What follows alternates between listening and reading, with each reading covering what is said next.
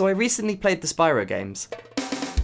Well, I say recently, this was a few months ago, but I wasn't doing thoughts videos then. I beat the entire trilogy on PS1 and had a blast with all three, and because they're often grouped together, I thought I'd cover each individually in the same video. If you want to see more videos like this or other content like music covers, then please like and subscribe. Starting with Spyro 1, I found the gameplay loop and mechanics a lot of fun. Rescuing the dragons was a good goal, and collecting all the gems a good bonus incentive. I know some people don't appreciate the simplistic nature of the first game, but I found it to work well and in tandem with the level design. I will say that in World 3, the aesthetics didn't really change much between levels, and World 4 only had one level I really enjoyed or cared for, which funnily enough was the one that most people hate. Spyro 2 added a lot of cool new features, including to the controls, and gave the game more fleshed out scenarios, more characters, and a more expansive feeling world. My only issues were that the level design, to me, felt like it would take a backseat to the orb minigames. Most of these were fun, but some were annoying, which is bound to happen when you cram so many into a game. Also, skill points are a fun bonus,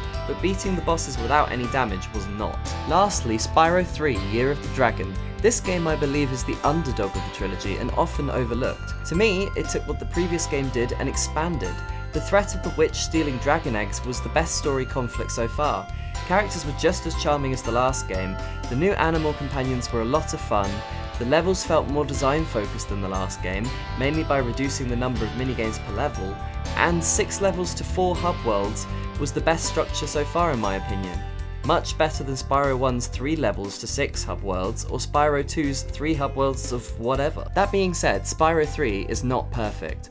I didn't enjoy the Sparks levels that much, despite being determined to complete all of them. Also, there is once again 1 or 2 minigames that are less enjoyable, with the skateboard race and the bonus world being the worst minigame in the trilogy for me. So that's my breakdown of each game. If I had to put them in an order favourite to least, it would be quite controversial because Spyro 1's simple but effective level design puts it at the top for me.